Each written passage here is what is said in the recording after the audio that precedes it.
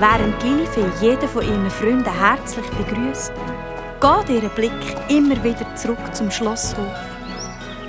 Dann erreicht die letzte Kutsche die Schlossstege. «Nur der Wladimir fehlt noch», tuscheln die beiden Mäuse. Mit schnellen Schritt läuft Prinzessin Lilifee auf die Kutsche zu. Cindy und Clara heben die Luft an, wo sich die Kutschentür öffnet.